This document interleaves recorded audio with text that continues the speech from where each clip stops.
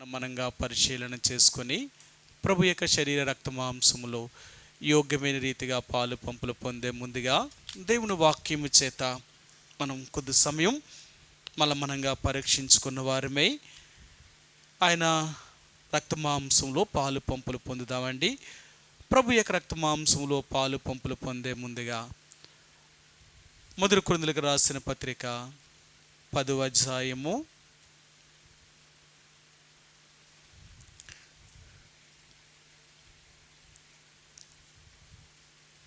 16-17 వచనాల్ని మనందరం కలిసి ఒక్క మాటలా చదువుకుందామండి.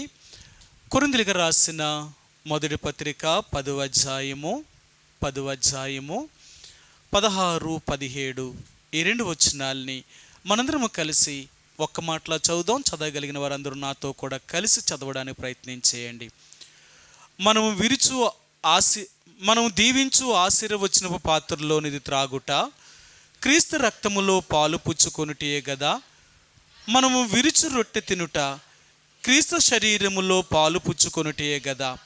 మనమందరము ఆ ఒక్కటే రొట్టెలో పాలు పుచ్చుకొనుచున్నాము. రొట్టె ఒక్కటే గనుక అనేకులమైన మనము ఒక్క శరీరమై ఉన్నాము. మరొక మాట చదువుకుందామండి. ఆమోసు గ్రంథము 4వ అధ్యాయము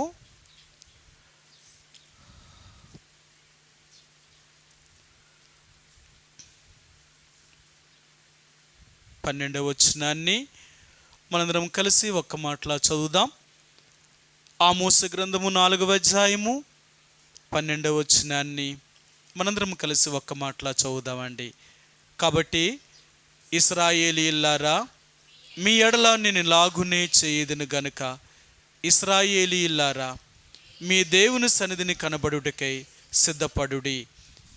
ఈ మధ్యాహ్న కాల సమయంలో ప్రభు యొక్క శరీరానికి ఆయన రక్తానికి సాదృశ్యంగా ఉన్న ఆ రొట్టెలో రసములో మనం పాలు పంపులు పొందే ముందుగా ప్రతి ఆదివారము ప్రభు యొక్క బల్ల దగ్గరకు వచ్చినప్పుడు మనల్ని మనం పరిశీలన చేసుకొని పరీక్షించుకున్న వారమై ప్రభు యొక్క రక్త మాంసములో యోగ్యమైన రీతిగా మనం పాలు పంపులు పొందడానికి ప్రభు యొక్క సన్నిధికి మనం కూడి వస్తున్నామండి. ఆయన బల్ల చుట్టూ మనం చేరి వచ్చినప్పుడల్లా ఒక్కసారి మరలా మనల్ని పరీక్షించుకుంటూ మనం ఎలాగ జీవిస్తున్నాము, మనం ఏం చేస్తున్నాము అనే విషయాల్ని ఒక్కసారి మనం సరిచేసుకొని యోగ్యమైన రీతిగా ప్రభు యొక్క రక్త మాంసంలో పాలు పంపులు పొందవలసిన వారు ఉంటున్నాం. ఈ కొరింథీయులకు రాసిన మొదటి పత్రిక 10వ అధ్యాయములో ఆయన ఇక్కడ మనకి ఆయన జ్ఞాపకం చేసే మాట ఏంటంటే, మనమందరము ఆ ఒక్కటే రొట్టెలో పాలు పుచ్చుకొనుచున్నాము. రొట్టె ఒక్కటే గనుక అనేకులమైన మనము ఒక్క శరీరమై ఉన్నాము. ఈ రోజున దేవుడు మనందరికీ ఏకత్వము లేక ఏక శరీరము ఒక్కటి అనే విషయాన్ని దేవుడు జ్ఞాపకం చేయాలనుకుంటున్నాడు. మనందరం కూడా ఒకే రొట్టెలో ఒకే రసములో పాలు పొందుతున్నాం కాబట్టి, ఆ రొట్టె ఆ రసము ఒక్కటే కాబట్టి పాలు పొందే మనందరము కూడా ఒకే ఏకాత్మ ఏక స్వభావములోనికి రావాలని ఈ రోజున దేవుడు మరలా మనకు జ్ఞాపకం చేస్తున్నాడు. చూడండి, అంటే ఎవరైనా మరి ఒకలా అంటే ఏదో వేరొకరాగా తయారవ్వాలి అనుకోండి. చూడండి, ఈరోజు జిమ్కి వెళ్తున్నారు, వ్యాయామంకి వెళ్తున్నారు, లేక బాడీ బిల్డింగ్ చేస్తున్నారు. అంటే వాళ్ళ దేని కొరకైతే కనిపించాలి అనుకుంటున్నారో దానికి తగినంత ఆహారమును వారు తీసుకుంటారు. వాళ్ళు తీసుకునే నియమ నిబంధనలు కూడా అలాగుంటాయి. ఎందుకంటే నువ్వు అలాగ ఉండాలి అనుకుంటే అలాంటి ఆ నియమ నిబంధనలు నువ్వు పాటించగలిగితే నువ్వు అలా కాగలుగుతావు. ఇదేమి తయారు అవ్వలేక ఏమి పెద్ద కష్టమేమీ కాదు. నువ్వు ఎలాగ తయారవ్వాలనుకుంటున్నావో అలాగ తయారవ్వాలి అనుకుంటే వాటికి కావలసిన వాటిని నువ్వు సమకూర్చుకోగలిగితే అలాగ నువ్వు అలా తయారవుతావు. అంతేకాని అక్కడ నువ్వేమో అలాగ తయారవ్వాలనుకున్నాయి, నువ్వేమో నీకిష్టం వచ్చిన ఆహారం తీసుకుంటూ ఉంటే నువ్వెలాగలా తయారవుతావు? కాబట్టి ఈ రోజున నేను కూడా ఒక్కటే శరీరములోనికి, అంటే ఒకే రొట్టె ఒకే రసములో మనం పాలు పంపులు పొందుతున్నాం కాబట్టి మనం అందరము కూడా ఒకే స్వభావంలోనికి రావాలి. ఇక్కడ చాలా కష్టం అవుతుంది. ఎందుకంటే ఇక ఏకత్వము అనేది ఒక్కటే శరీరము, అంటే ఒకటే రొట్టె ఒకటే రసములు మనం తాగుతున్నా మనుషులుగా మనం మాత్రం కలవలేకపోతున్నాం. ఒకరి మనసులు ఒకరితో కలవలేకపోతున్నాయి. ఒకరితో ఒకరు రాజీ పడలేకపోతున్నారు. ఒకరితో ఒకరు జీవించడానికి ఇష్టపడలేకపోతున్నారు. కారణం ఏంటి అంటే కొంత స్వచిత్తము అనేది మనలోనికి రావడం వల్ల మనిషి తనకంటూ తనకొక ఇష్టానుసారంగా జీవించాలనుకుంటున్నారు. కాబట్టి అలాగ జీవించాలనుకున్న వారు ఇంకొకల రూపములోనికి లేక ఇంకొకరి యొక్క చిత్తములోనికి, ఒకరి ఇష్టాన్ని ఒకరు నెరవేర్చలేని పరిస్థితుల్లోనికి రాలేరు. అందుకనే ఈ లోకంలో చాలాసార్లు చెప్తూ ఉంటాం, కారణం ఏంటంటే భార్యాభర్తలు అనే సంబంధము చాలా కష్టమైన సంబంధం అది. ఎందుకంటే పురుషుడు ఆలోచించినట్లుగా స్త్రీ ఆలోచించదు, స్త్రీ ఆలోచించినట్లుగా పురుషుడు ఆలోచించలేరు. వీళ్ళిద్దరూ కూడా వేరు వేరు రకాలుగా ఆలోచించగలుగుతారు, ఇద్దరు ఒక్కలాగా ఆలోచించరు. ఎందుకంటే దేవుడు వారిని చేసినప్పుడే ఆయన పురుషుడిగాను స్త్రీనిగాను చేశాడట. ఆయన వారిని చేసినప్పుడే పురుషునిగాను స్త్రీనిగాను చేశారు. అంటే ఇద్దరినే ఒకలాగా చేయలేదు. అంటే ఆదామును దేవుడు సృష్టించాడు, ఆదామును దేవుడు తయారు చేశాడు. కానీ అవ్వను ఆదామును చేసినట్లుగా చేయలేదు. ఆదాములో నుంచి తీసి చేశాడు ఆయన. అందుకనే దేవుని యొక్క ప్రజలుగా వీళ్ళిద్దరూ ఆలోచన చాలా వేరుగా ఆలోచిస్తారు. కానీ వీళ్ళిద్దరినీ దేవుడు ఒకటిగా కలపగలిగిన వాడు. అందుకనే భార్యాభర్తల యొక్క అనుబంధం ఎలాంటిది అంటే ఒకరిని ఒకరు సహించగలుగుతారు, ఒకరిని ఒకరు ప్రేమించగలుగుతారు, ఒకరిని ఒకరు మరి చూసుకోగలుగుతారు. ఇద్దరిలో ఎవరికి కష్టం వచ్చినా తనదుగా ఫీల్ అవుతూ ఆ బాధను పంచుకునేవారు. చూడండి, వీరి ఆలోచన వేరవ్వచ్చు. ఇద్దరిని వేరువేరుగా దేవుడు సృజించినప్పటికీ కూడా దేవుడు కలిపిన వారు మాత్రము వీళ్ళిద్దరూ ఒకటిగా మాత్రమే ఉంటున్నారు. అందుకని అక్కడ అంటాడు ఆయన, దేవుడు వారిని జత చేసిన కనుక వారు ఇక్కడ ఒకరిగా ఉండక, అంటే వారు ఇద్దరుగా ఉండక వారు ఏక శరీరము కలిగిన వారుగా మార్చబడుతున్నారు. ఈ వివాహం అనే బంధములో ఏక శరీరముగా మార్చబడిన తర్వాత వీరు ఒకరి ఇష్టాన్ని ఒకరు తెలుసుకొని లేక ఒకరి ఇష్టాన్ని ఒకరు నెరవేర్చేవారిగా వీళ్ళు ఉంటూ ఉంటారన్నమాట. అందుకనే భార్యాభర్తల జీవితాంతము కలిసి ఉండాలి అంటే ముందు భర్త తన భార్యను అర్థం చేసుకోవాలా. బైబిల్ గ్రంథంలో గత వారం అంతకు ముందు వారం మీకు చూపించాను, భార్య బలహీనమైన ఘటమని మీరు ఆమెను సన్మానించి ఆమెతో జాగ్రత్తగా కాపురం చేయాలట. సరే, ఆమెతో కాపురం చేసేటప్పుడు చాలా జాగ్రత్త అవసరము అంటాడు పురుషుడికి. పేతురు రాసిన మొదటి పత్రిక 3వ అధ్యాయము, 3వ అధ్యాయము 7వ వచనమండి. అటువలనే పురుషులారా, జీవమును కృపావరములో మీ భార్యలు మీతో పాలువారై ఉన్నారని ఎరిగి ఎక్కువ బలహీనమైన ఘటమని భార్యను సన్మానించి మీ ప్రార్థనలకు అభ్యంతరము కలుగుకున్నట్లు జ్ఞానము చొప్పున వారితో కాపురము చేయుడి. దేవుడు ఎందుకు ఈ మాట రాయించాడో తెలుసా? ఒక స్త్రీతో పురుషుడు కాపురము చేయడం అనేది అంత సులభమైన పని కాదు. పెళ్ళైతే ఎందుకు చేయలేము, పెళ్ళైతే ఎందుకు ఉండలేము, ఇవన్నీ చెప్తారు తప్ప పైకి అది అయిన తర్వాత అనుభవించేటప్పుడు మాత్రం చాలా కష్టం. ఎందుకంటే పెళ్ళి ముందు రోజు అడుకున్న మాటలు కానీ, పెళ్ళికి ముందున్నట్లు కానీ పెళ్ళి అయిన తర్వాత ఉండవు. అప్పుడు పరిస్థితులన్నీ మారిపోతాయి, మనం అనుకున్నట్టు ఏది జరగదు. అందుకనే ఆయన అన్నాడు, జ్ఞానము చొప్పున మీరు వారితో కాపురము చేయాలా. ఒక పురుషుడు ఒక స్త్రీని పెండ్లి చేసుకున్న తర్వాత తన సంసార జీవితములో ఆమెను అంటే నిష్ఠూర పెట్టకుండా, ఆమెను ఏ విషయంలోనూ కూడా బాధ పెట్టకుండా తన భార్యను జ్ఞానముతో కాపురము చేయాలట. అంటే ఆ భార్య యొక్క మనసును ఎంత అర్థం చేసుకోవాలో తన భర్త, అంతేనా? మరి పురుషుడేమో తన భార్యను ప్రేమించాలా, తానే భార్య యొక్క మనసు ఏంటో తెలుసుకోవాలా, ఆమెను ఏ పరిస్థితుల్లో కూడా నిష్ఠూర పెట్టకూడదు, ఆమెను అన్ని విషయంలో జాగ్రత్తగా ఆమెను ప్రేమించాలని చెప్తున్నారు. మరి స్త్రీ, ఆయన అంటాడు, ప్రభువునకు వలె నువ్వు ప్రభువుకి ఎంత లోబడతావో నీ భర్తను కూడా అంతగా నువ్వు లోబడాలట. సరే, మీకు ఈ మాట కూడా చూపిస్తాను. ఎందుకు ఈ మాటలు చెప్తున్నానో తర్వాత మీకు చెప్తాను. నేను ఎఫెసీయులకు రాసిన పత్రిక 5వ అధ్యాయము, ఎఫెసీయులకు రాసిన పత్రిక 5వ అధ్యాయము 22వ వచనం అండి. 5:22, స్త్రీలారా ప్రభువునకు వలె మీ స్వంత పురుషులకు లోబడియుండుడి. సరా, ఒక భార్య అంట తన భర్తకు లోబడాలట. ఎంత లోబడాలంట? నువ్వు ప్రభువుకి ఎంత లోబడతావో అలాగే నీ భర్తకు కూడా నువ్వు లోబడాలా. అందుకని అంటాడు, అబ్రహాముకు భార్య అయిన శారా, ఆమె గురించి ఎందుకు ఎంతమంది అలా చెప్పుకుంటున్నారు అంటేనంట, ఆమె తన భర్తను ఒక యజమానుడిగా చూసింది. తన భర్త ఎలాగనుకుందంటే, దైవము తర్వాత రెండోవాడు నా భర్తే నా దైవం, దేవుడు నాకు అనుగ్రహించిన వాడు. సరే, మీకు ఆ మాట కూడా చూపిస్తాను. హెబ్రీయులకు రాసిన పత్రిక 11వ అధ్యాయంలో ఇక్కడ ఈ శారా గురించి ఒక మాట చెప్తారు ఆయన. హెబ్రీయులకు రాసిన పత్రిక 11వ అధ్యాయము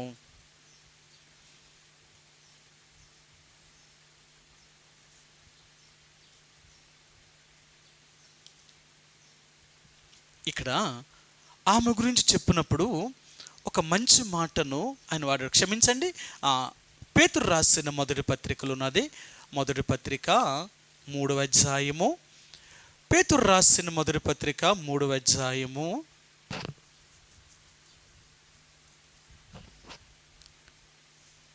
6వ వచనం అండి. 3:6, పేతురు రాసిన మొదటి పత్రిక 3వ అధ్యాయము 6వ వచనం. ఆ ప్రకారము శారా అబ్రహామును యజమానుడని పిలుచుచు అతనికి లోబడి ఉండెను. చూసారా, ఒక స్త్రీ తన భర్తను తన భర్తకు లోబడాలి అంటే ప్రభువుకు లోబడినంతగా. ఎంత లోబడాలా? దానికి ఏమీ ఇంతే ఉండాలా అంతే ఉండాలని ఏమీ లేదు. నువ్వు దేవునికి ఎంత లోబడతావో అంతగా నీ భర్తకు లోబడాలా. అప్పుడే ఆ సంసార జీవితం అనేది, ఆ ఇల్లు సంతోషకరంగా మారుతుందండి. లేదు, నీ ఇల్లు నీకు నరకముగా ఎప్పుడు తయారవుతుందో తెలుసా? నీ జీవితంలో నీ భార్యను సంతోషపెట్టలేనప్పుడు, లేక భార్య భర్తకు లోబడలేనప్పుడు ఆ ఇల్లు ఒక నరకముగా ఉంటుందన్నమాట. పేరుకి చెప్పుకోవడమే భార్యాభర్తలు, కానీ వీళ్ళు ఒకరంటూ ఒకరికి లోబడే తత్వమేమో భార్యకి లేదు, భార్యనేమో సంతోష పెట్టాలి ప్రేమించాలనే మనసు భర్తకు లేకపోవడం వల్ల ఆ గృహం అనేది, లేక ఆ కుటుంబ జీవితం అనేది ఎంత భయంకరంగా ఉంటుందో. ఎందుకంటే వాళ్ళు ఒకే తత్వంలోనికి రాలేరు. అందుకనే ఈ దాంపత్య జీవితము అనేది, వివాహ జీవితం అనేది ఇద్దరిని ఒకటిగా చేయడం. మీకు బైబిల్ గ్రంథంలో 65వ అధ్యాయంలో దావీదు కీర్తనలు అంటాడు, ఏకాంగులను సమసారులుగా చేస్తాడట దేవుడు. ఏకాంగులను సమసారులుగా చేస్తాడట. ఈ భార్యాభర్తలనే బంధంలోనికి వచ్చినప్పుడు వీళ్ళు ఎలాగుంటారు అంటే, ఒకరిని ఒకరు సంతోషపరచాలనుకునేవారు. భార్య ఏమో భర్తను సంతోష పెట్టాలనుకుంటుంది, భర్త ఏమో తన భార్యను సంతోష పెట్టాలనుకుంటాడు. వీళ్ళిద్దరూ ఇలాంటి తత్వము కలిగిన వారు కాబట్టి వాళ్ళిద్దరూ ఆ కుటుంబ వ్యవస్థను చక్కగా నడిపించగలుగుతారు. లేకపోతే వాళ్ళ కుటుంబం అనేది సక్రమంగా సాగదు. ఎందుకంటే ఏకత్వంలోనికి వచ్చారు కాబట్టి. యేసు ప్రభువుని అంగీకరించిన నీవు నేను కూడా ఒకే రొట్టెలో ఒకే రక్తములో మన రసంలో పాలు పంపులు పొందుతున్న మనము ఇదే ఏకత్వంలోనికి రావాలని దేవుడు మనకు బోధిస్తున్నాడు. మనం కూడా యేసు ప్రభువుతో ఏకత్వంలోనికి రావాలి. అంటే దేవుళ్ళలోకి ఏకత్వం ఏంటి? ఆయన ప్రజలుగా చేయబడ్డాం కాబట్టి, ఆయన రక్తమిచ్చి కొనబడ్డాం కాబట్టి, ఆయన సంఘములో ఉన్న మనందరము కూడా ఒకే మనసు, ఒకే తత్వము, అంటే ఒకే భావము. అందుకనే నేటి దినాలలో దేవుని సంఘాలలో ఎందుకు సమస్యలు అంటే, వీళ్ళు ఒకరంటే ఒకరికి పడదు, ఒకరంటే ఒకరికి పడతలేదు, ఒకరి మీద ఒకరు చెప్పుకునేవారు ఉంటున్నారు, ఒకరి మీద ఒకరికి విరోధంగా మాట్లాడుతున్నారు. ఎందుకు కారణం? ఒకే సంఘములో, ఒకే మందిరములో, ఒకే రొట్టెలో, ఒకే రసములో పాలు పంపులు పొందుతున్నప్పటికీ కూడా వీళ్ళ మనసులు మాత్రం ఒకటవుతలేదు. అందుకని అన్నాడు, నేను గత వారం మీకు చూపించాను, దేవుడు నా ప్రార్థనను అంగీకరించాలి అంటేనంట మనము కూడా ఒకరిని ఒకరు క్షమించాలంట. ఒకరిని ఒకరు క్షమించాల. మనం ఒకరిని ఒకరు క్షమించలేనప్పుడు దేవుడు మన ప్రార్థనను అంగీకరించడట. పరలోకమందున్న మీ దేవుడు మీ అపరాధములను క్షమించాలి అంటే మీరును ఒకరి అపరాధములను ఒకరు క్షమించాలి అంటున్నాడు. నువ్వే నీ తోటి సహోదరుణ్ణి లేక నీ తోటి సహోదరిని నువ్వు క్షమించలేనప్పుడు దేవుడు నీ ప్రార్థన ఎలాగింటాడు? దేవుడు నిన్నెలా క్షమించగలుగుతాడు? ఎలాగ ఏకత్వంలోనికి వచ్చాం? అందుకనే దేవుడు ఈరోజు మనకు నేర్పించాలనేది ఏంటంటే ఏకత్వము. మీరు ఒక్కటే రొట్టెలో పాలు పుచ్చుకొని కూర్చున్నారు కనుక, రొట్టె ఒక్కటే గనుక అనేకులమైన మనము ఒక్క శరీరమై ఉన్నాము. మనందరము ఒక్క శరీరమై ఉన్నాము. ఆ సంగతి మర్చిపోకు. ఎన్నోసార్లు చెప్పాను, నీ స్వంత ఇంటి వారి గురించి ఎవరైనా ఒక మాట మాట్లాడితే నీకెంత కోపం వస్తుందో తెలుసా? నా వాళ్ళ గురించా మీరు మాట్లాడేది అంటారు. అంటే నీ రక్త సంబంధులు కానీ నీ బంధువుల గురించి ఎవరైనా నీకు మాట్లాడినప్పుడు నీకెంత రోషం వస్తుందో, ఆత్మ సంబంధమైన కుటుంబము కొరకు కూడా అలా మాట్లాడినప్పుడు నీకు కూడా అలాంటి రోషం రావాలి. ఎందుకో తెలుసా? ఒకరి మీద ఒకరు నేరారోపణ మోపుకునేవారు కాదు, మనం ఒకరిని ఒకరు క్షమించుకునేవారు, ఒకరిని ఒకరు క్షమించుకునేవారు. ఈ ఏకత్వం అనేది మనకు లేకపోతే ఆ రొట్టెలో ఆ రసములో పాలు పుచ్చుకోవడం వ్యర్థమే. చాలాసార్లు అంటారు, ఏమండి మన ఫెలోషిప్లోనే ఒక్కటే రొట్టె ఒక్కటే గ్లాసు. మీరు బయట సంఘాల్లోకి వెళ్తే ఎలాగుంటో తెలుసా? మనిషికో గ్లాస్ ఎడతారు. ఆ లెంగులు మేము తాగకూడదు, ఏ లెంగులు మేము తాగకూడదు, ఎంతమంది ఉంటే అని గ్లాసులు పెడతారనమాట, గ్లాసులో పోసేస్తారు. కారణం ఏంటో తెలుసా? వాళ్ళు వేరు మేము వేరు, వాళ్ళది మేము తాగకూడదు, మేము వాళ్ళు తాగకూడదు. ఎందుకో తెలుసా? అక్కడ వ్యత్యాసం చూపిస్తున్నారు. కాదండి మేము కలవం, వాళ్ళు వేరు మేము వేరేంత చూపిస్తున్నారు. కానీ మన దగ్గర మాత్రం ఒకటే రొట్టెలో ఒకే రొట్టె రసంలో పాలు పంపులు పొందుతున్నా మనం మాత్రం ఒకటవుతలేదు. కారణం ఏంటో తెలుసా? ఒకరి మీద ఒకరు నెపములు మోపుతున్నాం. ఎన్నోసార్లు చెప్పాను, నెపములు మోపడం అనేది ఒక దేవుని బిడ్డకుండే లక్షణం కాదు. నువ్వు తప్పే పట్టాలనుకుంటే ప్రతి దాంట్లోనే తప్పట్టచ్చు. ఒక్కసారి నువ్వు ఆలోచించు. తప్పు పట్టాలి అనుకుంటే నువ్వు దేంట్లోనైనా తప్పట్టచ్చు. లేదు, నువ్వు తప్పునుగా చూడక మంచిగా చూడాలనుకున్నప్పుడు ఎన్ని తప్పులు చేసినా నీకు మంచిగానే కనపడుతుంది. అందుకని అంటారు, నువ్వు ప్రేమించే వాళ్ళు ఎన్ని తప్పులు చేసినా అది నీకు తప్పుగా కనపడదు. నీ శత్రువులు ఒక్కటే, అంటే నీకు విరోధంగా ఏది చేసినా అది నీకు వెంటనే తప్పుగా కనపడుతుంది. కారణం ఏంటంటే వాళ్ళకి నీకు ఉన్న విరోధ స్వభావం ఉంది కాబట్టి వాళ్ళు ఏది చేసినా నీకు తప్పుగానే కనపడుతుంది. అందుకనే ఈ రోజున దేవుడు మనకు నేర్పించాలనుకునేది ఏంటంటే, నా రక్త మాంసములో పాలు పంపులు పొందుతున్న మీరు ఈ ఏకత్వంలోనికి వచ్చారా? లేక ఒకరిని ఒకరు ప్రేమించవలసిన దానికి బదులుగా ఒకరిని ఒకరు భక్షించుకుంటున్నారా? ఒకరిని ఒకరు కరుచుకుంటున్నారా? ఒకరికి విరోధంగా ఒకరు మాట్లాడుతున్నారా అంటాడు ఆయన. గలతీయులకు రాసిన పత్రిక, అపోస్తలుడైన పౌలు గలతీయులకు రాసిన పత్రిక 5వ అధ్యాయము 15వ వచనమండి. 5:15 గలతీయులకు రాసిన పత్రిక 5వ అధ్యాయము 15వ వచనం. 5:15 అండి. అయితే మీరు ఒకరినొకడు కరుచుకొని భక్షించిన ఎడల మీరు ఒకని వలన ఒకడు బొత్తిగా నశించిపోవుదురేమో చూచుకొనుడి. చూసారా? మీరు ఒకరిని ఒకరు ఖర్చుకోవడం వల్ల, ఒకరిని ఒకరు భక్షించుకోవడం వల్ల మీరు బొత్తుగా నాశనమైపోతారు. మీరు అనుకుంటున్నారు ఇలాగ లేకపోతే వాళ్ళే నాశనం అయిపోతారు, వీళ్ళే నాశనం అయిపోతారు అనుకుంటారు. చాలాసార్లు చెప్తుంటారు లోకంలో. వాళ్ళు ఏమంటారు తెలుసా? ఏ కర్ర కగ్గుంటే ఆ కర్రే కాలిపోద్దట. అంటే ఎవరికి అలాంటి స్వభావం ఉంటుందో వారే అలా నాశనం అయిపోతారు. అందుకన్నాడు, మీరు బొత్తుగా నశించిపోవుదురేమో, మీరు బొత్తుగా నశించిపోతారేమో. మీరు ఒకరిని ఒకరు ఖర్చుకొని భక్షించుకునేవారు కాదు, ఒకరిని ఒకరు సహించుకునేవారము. మనం ఎవరమో తెలుసా? ఐక్యతలోనికి రావాలి అంటే సహనం అనేది చాలా అవసరం.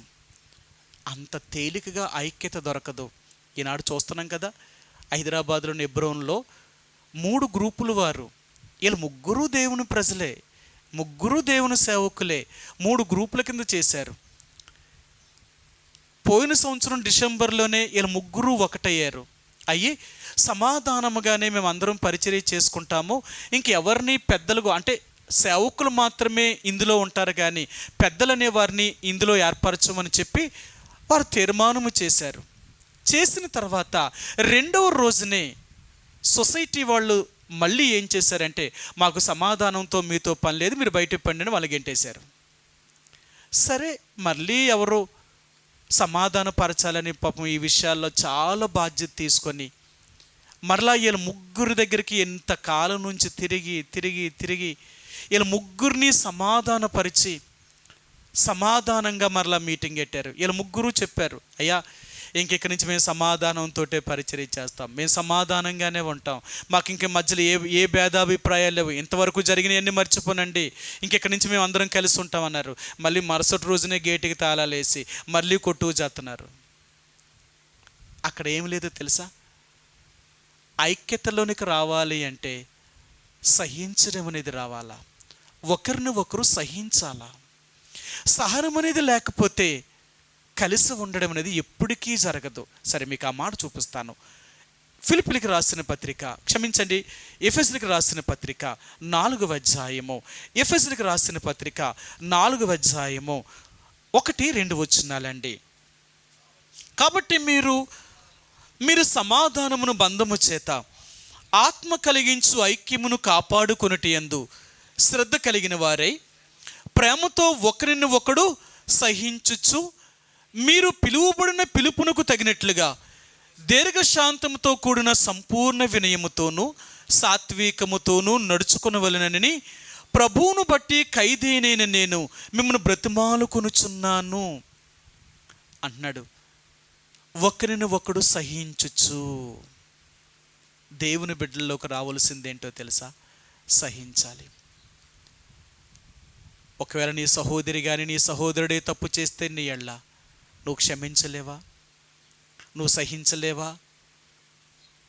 దేవుని యొక్క రక్తంతో కొనబడిన మనం ఇంతకంటే ఎక్కువ సహించేవారమే, ఇంతకంటే ఎక్కువగా మనం క్షమించేవారమే, ఇంతకంటే ఎక్కువగా మనం ఓర్చుకునేవారమే.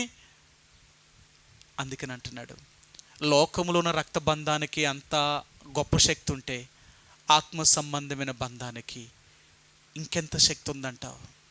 అందుకనే దేవుని బిడ్డలనేవారు మృదువైన స్వభావం కలిగిన వారు.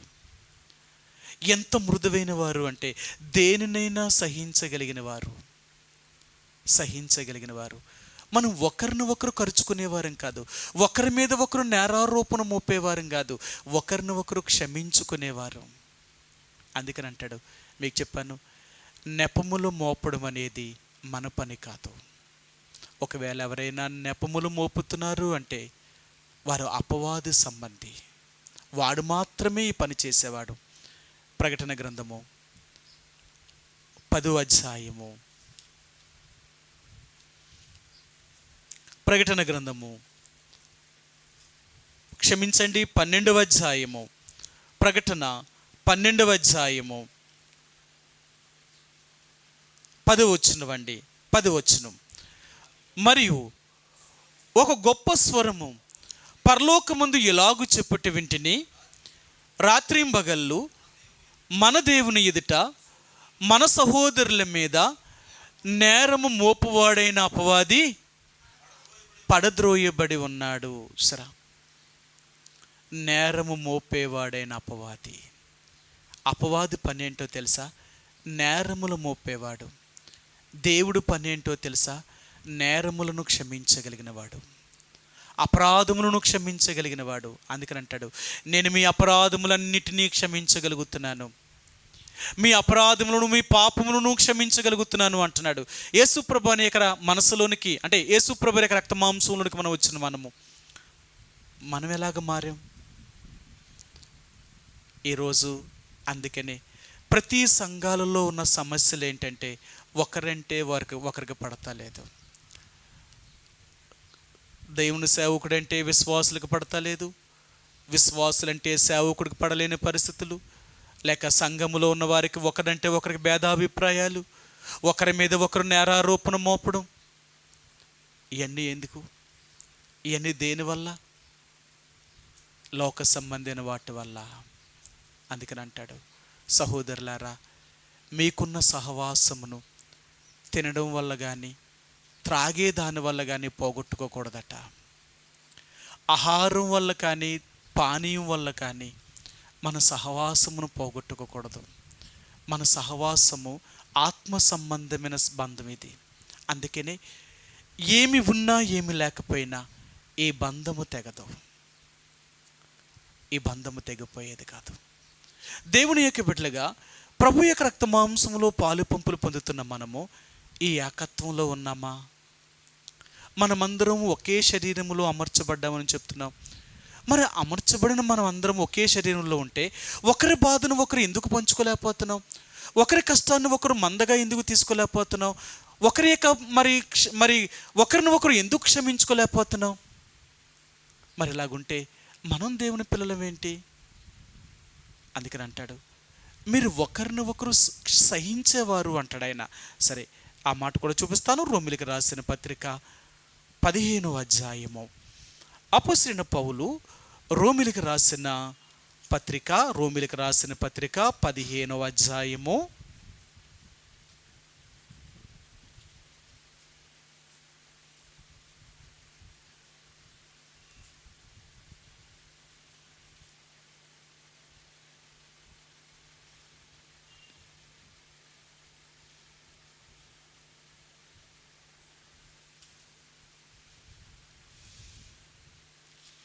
2వ వచనం. రోమిలికి రాసిన పత్రిక 15వ అధ్యాయము 2వ వచనం.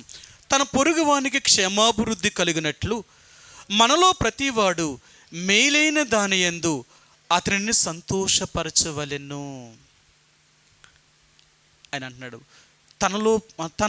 తన పొరుగువాని నిమిత్తము, తన పొరుగువానికి క్షేమాభివృద్ధి కలిగి నిమిత్తము మనలో ప్రతివాడు మేలైన దాని యందు అతనిని సంతోషపరచాలి. సరే, అతన్ని సంతోషపరచాలి. మన సహోదరి అయినా మనం ఒకరి యొక్క క్షేమమును ఒకరు కోరుకునే వారిమే తప్ప, ఒకరి అభివృద్ధిని ఒకరు కోరుకునే వారిమే తప్ప, ఒకరి నాశనాన్ని, ఒకరి యొక్క మరి దేనస్థితిని మనం కోరుకునేవారం కాదు. ఎందుకంటే మనం మార్చబడిన వారు. ఎన్నోసార్లు చెప్పాను, మానవుడుకున్న స్వభావమే వేరు. మనిషి ఎప్పటికీ దేవుడు కాడు. మనిషికున్న స్వభావాన్ని బట్టి మనిషి ఎప్పుడూ దేవుడు అవ్వడు. కానీ ఎప్పుడు దేవుడు అవుతాడో తెలుసా? తన స్వభావం మారిపోతే దేవుడైపోతాడట. తన స్వభావం ఎలా మారుతుందో తెలుసా? ఎప్పుడైతే దేవుణ్ణి కలిగి తమ హృదయములో దేవుణ్ణి కలిగి ఉన్నామో ఆ దేవుడు మన స్వభావాన్ని మారుస్తున్నాడట. అందుకని దేవుడుకున్న మనసు ప్రేమించే గుణము, క్షమించే గుణము, ఇంకొకటి కాదు. అందుకని యేసు ప్రభువుని అంగీకరించిన నీవు నేను కూడా మనం ప్రేమించగలుగుతాం, క్షమించగలుగుతాం. ఎందుకంటే మనం మారాం. ఇంతకుముందు మనుషులం కాదు మనం, ఇప్పుడు మనం మారిన మనుషులం. దేంట్లో మారాం? యేసు ప్రభువుని మనల్ని మార్చాడు. ఆయన ఎలాగ మార్చాడు? మానవ స్వభావం నుంచి దైవ స్వభావంలోనికి మనల్ని తీసుకొచ్చాడు. అందుకని అంటాడు, మీరు దైవ స్వభావమునందు పాలువారై ఉండునట్లుగా కొరింథీయులకు పేతురు రాసిన 2వ పత్రిక 1వ అధ్యాయంలో చెప్తాడు ఆయన, దైవ స్వభావం నందు మీరు పాలువారు అవ్వాలా. అలాగవ్వాలి అంటే ఒకరిని ఒకరు క్షమించి, ఒకరిని ఒకరు ప్రేమించి, ఒకరిని ఒకరు ఓర్చుకొని మనం ఎప్పుడైతే ముందు కొనసాగలుగుతామో అప్పుడే ఈ సహవాసం అనే బంధములో నిలిచి ఉంటాం. తెగడానికి ఇష్టపడం. ఎన్ని పరిస్థితులు వచ్చినా తెగిపోం, అంటే వేరవ్వడానికి ఇష్టపడం, ఒకటిగా ఉండడానికి ఇష్టపడతాం. కారణం ఏంటో తెలుసా? ఈ సహవాసం లక్షణం అదంట.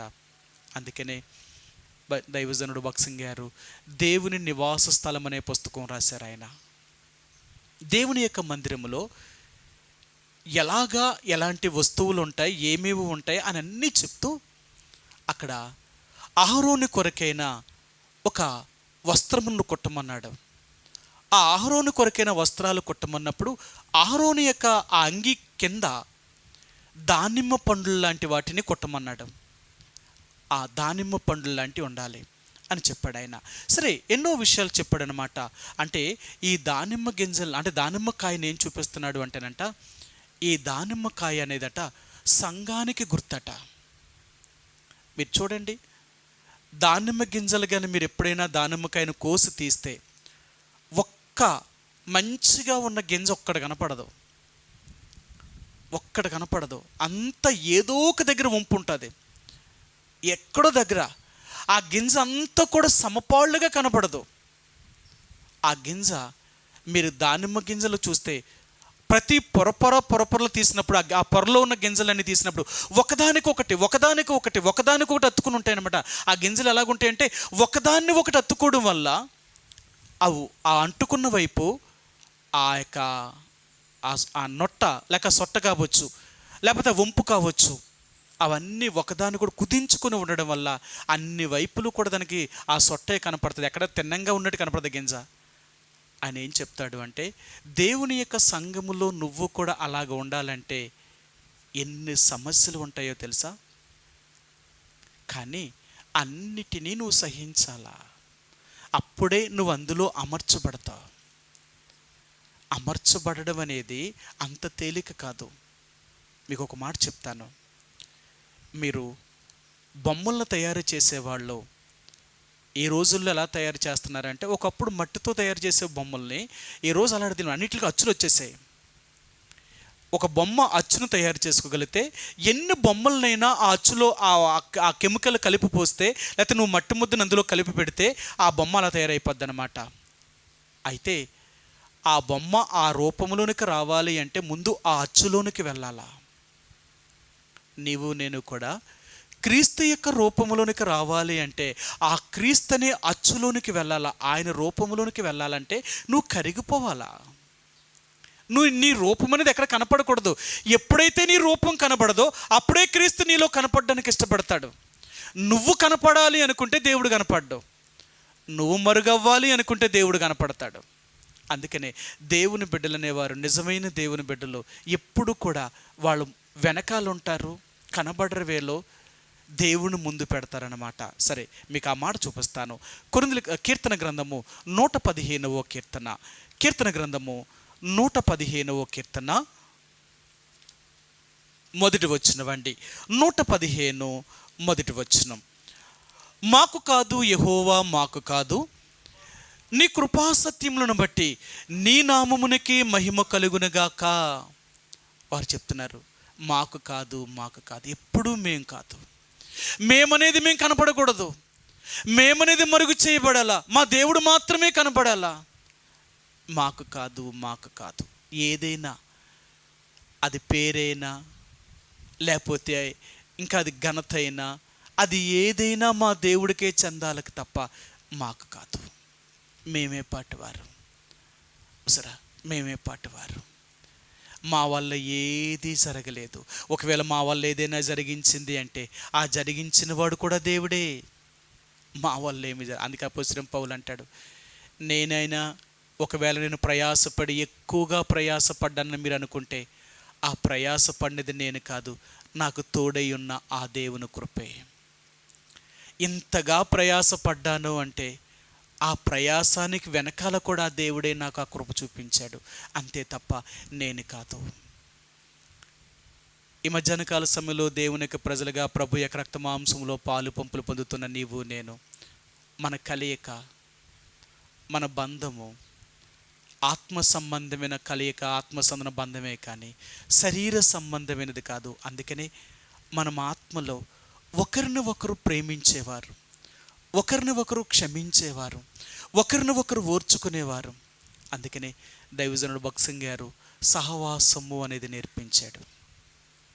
ఈ సహవాసములో వారు ఏం నేర్చుకుంటున్నారంటే ఒకరిని ఒకరు సహించడం, ఒకరిని ఒకరు ప్రేమించడం, ఒకరిని ఒకరు ఓర్చుకోవడం. అది ఆయన సంవత్సరమునకు ఒకసారి పరిశుద్ధ సమాజ కొడుకులు ఆయన హైదరాబాదులో ఉన్నప్పుడు కానీ మెడ్రాసులో ఉన్నప్పుడు కానీ పెట్టేవారట. ఆ పరిశుద్ధ సమాజ కొడుకులకి ఆ రోజుల్లోనే కొన్ని వేల మంది వచ్చేవారట. అంటే మెడ్రాసులో ఉన్నప్పుడేమో 1943-44 సంవత్సరంలో ఆయన కాన్వకేషన్ పెట్టేవారు. ఆ రోజుల్లో ఎంత భేద స్థితిలో ఉండేవారట తెలుసా? తినడానికి తిండి కూడా లేని పరిస్థితులట విశ్వాసులు. కట్టుకోవడానికి కూడా బట్టలు ఉండేవి కాదట. కానీ ఆ మీటింగ్స్కి వచ్చేవారట. వీళ్ళందరికీ పండాలు వేసేవారట. వాళ్ళు అక్కడే తిని, అక్కడే పడుకొని, అక్కడే అన్నీ చేసుకునేవారట. అలాంటి పరిస్థితుల్లో అక్కడ ఎవరికైనా సబ్బు లేకపోతే, సబ్బు ఉన్న వాళ్ళు ఏం చేసేవారంటే, నా సబ్బు పెట్టుకోండి బ్రదర్, పర్లేదు. బట్టలు లేని వాళ్ళు ఉంటే, బ్రదర్ నా దగ్గర ఈ బట్టలు ఉన్నాయి, ఈ బట్టలు మీరు వేసుకోండి, నాకు అక్కర్లేదు, నాకు ఉన్నాయి. ఇలాగంట లేని వాళ్ళకి ఉన్నవాళ్ళు సాయం చేసేవారట, లేని వాళ్ళకు ఉన్నవాళ్ళు సాయం చేసేవారట. ఆ దైవజనుడు, ఆ సహవాసులు నేర్పించింది ఏంటో తెలుసా? ఒకరిని ఒకరు ప్రేమించడం నేర్చుకున్నారట. మాకు ఎక్కువ మార్టిన్ గారు భార్యతో మాకు ఎక్కువ సంబంధం ఉన్నప్పుడు అలా చెప్పేవారు, రే మేము పెద్దన్న ఉన్నప్పుడు అసలు మాకు ఎలాగుండేదో తెలుసా? పరలోకం అంటే అదే అనుకునేవాళ్ళం రా. పరలోకం అంటే ఎక్కడుందంటే, పరలోకం భూమి మీదకి వచ్చేసింది, పరలోకమే భూమి మీదకి వచ్చేసింది. ఆ పరలోకం అంటే ఇక్కడ ఉందని చూపించేవారు మాకు. మాకే కష్టము తెలిసేది కాదు, ఏ లోటు తెలిసేది కాదు. కానీ ఆ రోజుల్లో మేము ఎన్ని కష్టాలు పడినా మాకు కష్టంగా కనిపించేది కాదు. అలానేవారు. మీరు చెప్తే నమ్మర్రా, మాకు ఒక బట్ట అంటే ఒక జత బట్టలు ఒంటి మీద ఉంటే ఇంకో జత బట్టలట తాడు మీద ఆరేసేవారట. ఆ ఆరితే వీళ్ళు స్నానం చేసి మళ్ళీ వేసుకోవడం, మళ్ళీ ఇవి అట్లు ఉతుక్కోవడం, ఇంతేనంట. వాళ్ళ సేవా జీవితం అంతా కూడా చాలా సంవత్సరాలు అలాగే బ్రతికారట. కానీ వాళ్ళు ఏమి నేర్చుకున్నారట తెలుసా? ప్రేమ, సహనము, ఓర్పు, అవన్నీ నేర్పించాడట. అది ఎలా నేర్పించాడు తెలుసా? అందరిలో నేర్పించాడట. సహవాసం అంటే ఏంటో తెలుసా?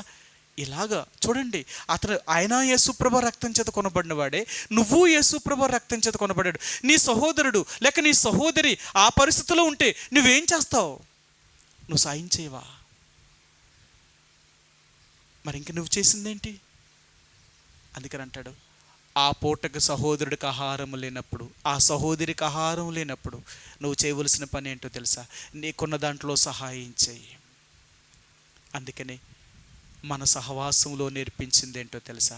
అందరూ ఒకటే. ఇక్కడ ఏ తారతమ్యము లేదు. కులమని కానీ, మతమని కానీ, డబ్బని కానీ, జాతి అని కానీ ఏ వ్యత్యాసము చూపించేవాడు కాదట. అన్ని రాష్ట్రాల నుంచి అంతమంది వచ్చిన వీళ్ళందరూ ఒకే కుటుంబముగా ఉండేవారట. అక్కడ వాళ్ళకి ఏ కొరత ఉండేది కాదట. నిజంగా చెప్పేవారు, ఆ రోజుల్లో వడ్డను కూడా ఎలా వడ్డించేవారంటే ఒక్కసారే పెట్టేవారట, మళ్ళీ రెండోసారి కూడా వచ్చేవారు కాదట. ఒక్కసారే. ఆ ఒక్కసారి ఎలాగ తెలుసా? అన్నం పెట్టిన వెంటనే దాని మీద సాంబార్ వేసుకుని వెళ్ళిపోయేవారట. ఈ సర్వింగ్ అంతా అయ్యేటప్పటికంట వీళ్ళు వేసిన సాంబార్ ఆకుల్లోనే కింద పోయేదట. అప్పుడు అన్ని విస్తరాకులు కదా, ఇప్పుడులా పేపర్ ప్లేట్లు ఏమీ కాదు, అవి అన్ని విస్తరాకులట. వాళ్ళు సాంబారు కానీ, చారు కానీ, రసం కానీ పోస్తే అదంతా కింద నుంచి విస్తరాకుల నుంచి కింద పోయేదట. కానీ వాళ్ళు ఎప్పుడూ సనగలేదట. ఆ ఒక్కసారి పెట్టిందేనంట, అది తింటే వాళ్ళ కడుపు నిండిపోయేదంట.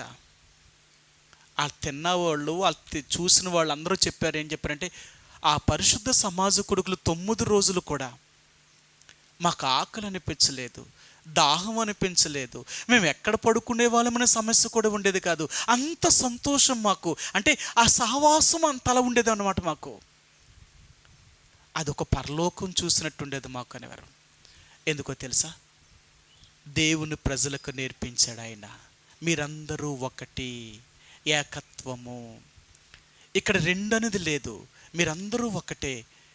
ఏ తండ్రి చేతైతే మనం పిలువబడి రక్షించబడ్డామో ఆ తండ్రికి మనం అందరము పిల్లలుగా చేయబడ్డాం. అందుకన్నాడు, ఏ తండ్రిని బట్టి భూమి మీద మనం ఒకే కుటుంబముగా పిలువబడ్డామో ఆ తండ్రిని బట్టి నేను మీతో ఆనబెట్టి చెప్పినదేమనగా అంటాడు.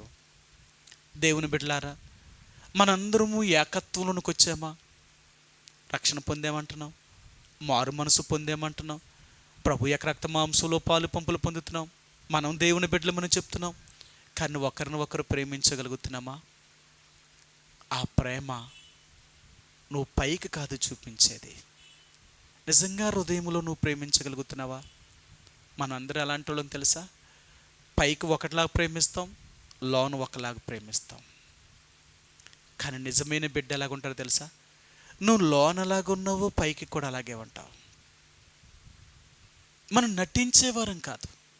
నేను మరలా చెప్తున్నాను, మనం నటించేమా మన నటన గతించిపోతుంది, మనము నాశనం అయిపోతాం. నటించొద్దు. ఎప్పుడైనా యథార్థంగానే ఉండడానికి ప్రయత్నించే. నీ యథార్థతే నిన్ను కాపాడేది, నీ యథార్థతే నీ ఆశీర్వాదానికి మొదటి కారణం అది. అందుకనే దేవుని యొక్క ప్రజలుగా నీవు నేను ఈ ఏకత్వంలోనికి రావాలని ప్రభువు కోరుతున్నాడు. ఆయన ఈ ఏకత్వంలోనికి రావాలి. ఈ ఏకత్వంలోనికి రావాలి అంటే ఒకరిని ఒకరు సహించుచు, మనం ఒకరిని ఒకరు సహించాలట. నా సహోదరి అయితే లేక నా సహోదరుడైతే నా ఏళ్ల తప్పుదమ్ము చేస్తే నేను క్షమించలేనా? క్షమించగలగాలి. నిజమే, వాళ్ళు ఎంత చేసినా నువ్వు క్షమించగలగాలి. నిజంగా క్షమించగలిగిన వాడు, క్షమించబడేవాడి కంటే క్షమించిన వాడే గొప్పవాడు. ఈ రోజున దేవుని బిడ్డలారా, ప్రభు యొక్క రక్త మాంసంలో పాలు పంపులు పొందుతున్న నీవు నేను కూడా ఈ ఏకత్వంలోనికి రావాలి అంటే, క్రీస్తు యొక్క సారూప్యంలోనికి రావాలి అంటే ఒకరిని ఒకరు ప్రేమించేవారుగా, ఒకరిని ఒకరు సహించేవారుగా, ఒకరిని ఒకరు ఓర్చుకునేవారుగా మనకు అవసరం అండి. అందుకని అపోస్తలుడైన పౌలు ఈ హెబ్రీయులకు రాసిన పత్రికలు అంటాడు, మీకు చాలా అవసరం ఇది అంటాడు. ఆయన ఏంటి అవసరం అన్నాడో చూపిస్తాను మీకు. హెబ్రీయులకు రాసిన పత్రిక 10వ అధ్యాయము 36 వచనమండి. 10:36. హెబ్రీయులకు రాసిన పత్రిక 10వ అధ్యాయము 36 వచనం. మీరు దేవుని చిత్తమును నెరవేర్చిన వారై వాగ్దానము పొంది నిమిత్తము మీకు ఓరిమి అవసరమై ఉన్నది. మనకు అవసరం అంట, ఓరిమి మనకు చాలా అవసరం అంట. ఒకరిని ఒకరు ఓర్చుకునేవారు.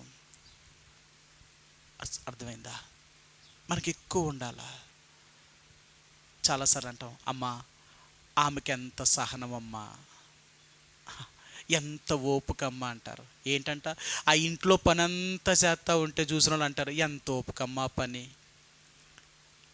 ఇంట్లో నీ పని చేస్తున్నప్పుడే నీకు అంత ఓపుకున్నప్పుడు, నువ్వు అంత సహనంతో ఉన్నప్పుడు, దేవుని యొక్క మందిరములో ఒకరి ఎడల ఒకరు సహనం కలిగి ఉన్నావా? ఒకరి ఎడల ఒకరు ఓర్చుకుంటున్నామా? ఒకరి ఎడల ఒకరు ప్రేమ కలిగి ఉన్నామా? మనం అలాంటి అనుభవంలోనికి రాకపోతే మనం ఎలాగ దేవుని సంఘములో ఒకరిగా అమర్చబడతాం? ఆయన శరీరములో ఒక భాగముగా ఎలాగ మనం ఉండగలుగుతాం? ఆయన రాజ్యములోనికి ఎలాగ మనం ప్రవేశించగలుగుతాం? ఆయనతో కలిసి ఉంటేనే కదా, ఆయన స్వభావం కలిసి ఉంటే, ఆయన స్వభావంలోనికి వస్తేనే కదా మనం దేవుని యొక్క రాజ్యంలో ప్రవేశించేది. ఆ స్వభావంలోనికి రాకుండా మనం ఎలాగ దేవుని యొక్క రాజ్యంలో ప్రవేశిస్తాం?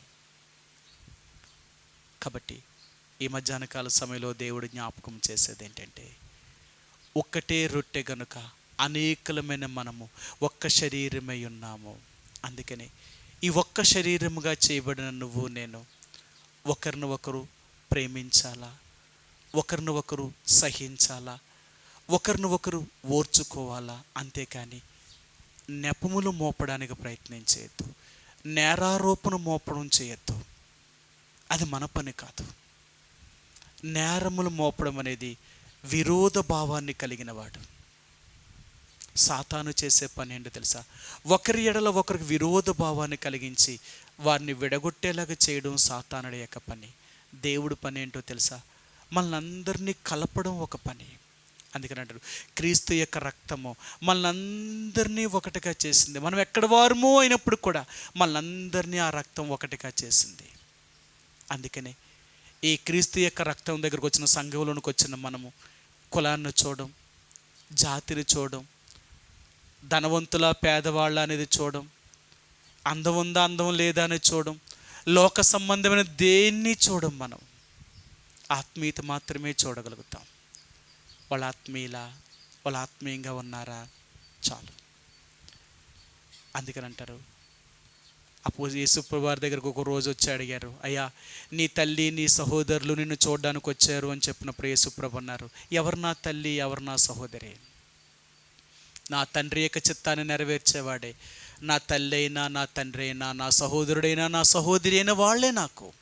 అంతేకాని దేవుని చిత్తం జరిగించలేని వారు ఎవరూ నాకు నా వాళ్ళు కారు. అందుకనే దేవుని యొక్క బిడ్డలుగా ఆయన ప్రభు యొక్క రక్త మాంసంలో పాలు పంపులు పొందడం అంటే, ఆ రొట్టె రసాన్ని తాగడం అంటే ఆ ఏకత్వంలోనికి రాగలుగుతున్నామా? ఆ ఏకత్వంలో ఇమడగలుగుతున్నామా? లేకపోతే ఎలా? ఇది ఆచారంగా చేసి వెళ్ళిపోవడమా?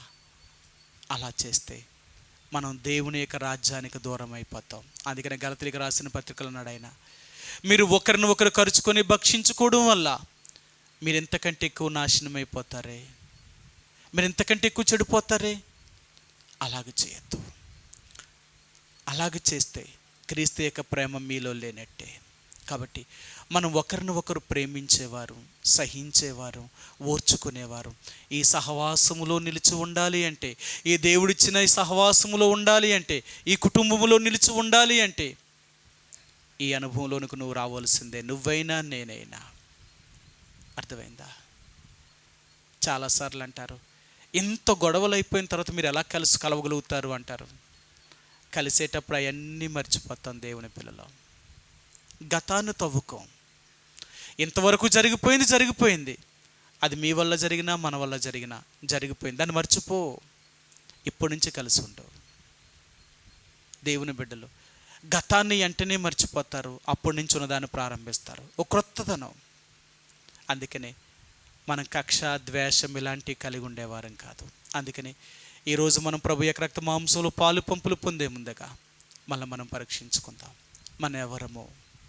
మనం ఎవరికి చెందిన వారమో, మనం చేస్తున్నది ఏంటి, ఒకరిని ఒకరికి లోబడుతున్నామా, ఒకరిని ఒకరు ప్రేమించుకోగలుగుతున్నామా, ఒకరిని ఒకరు సహించగలుగుతున్నామా, ఒకరి ఎడల ఒకరు ఓర్మి అవసరమో ఓర్పు కలిగి ఉంటున్నామా? ఇలాంటివి లేనప్పుడు పైకి దేవుని బిడ్డలో ఏదో వచ్చామా వెళ్ళామా, ఇదా మనం పైకి కనిపించేవారమా? అందుకన్నాడు, నేను మనుషులను సంతోషపెట్టగోరువాడనైతే నేను ఎప్పటికీ క్రీస్తు దాసుడును కాను. మనం మనుషుల్ని సంతోషపెట్టాలనుకుంటే ఎప్పటికీ దేవుణ్ణి సంతోషపెట్టలేవు. అందుకనే మనం దేవుణ్ణి సంతోషపెట్టేవారు కాబట్టి ఆయనకి తగినట్లుగా నడుచుకునేవారు. అలా నడవాలని ఈరోజు ప్రభు నీకు నాకు కూడా ఆయన బోధిస్తున్నాడు. ఆ రీతిగా ప్రభు మనకు సహాయం చేయనుగాక. ప్రభు యొక్క రక్త మాంసంలో పాలు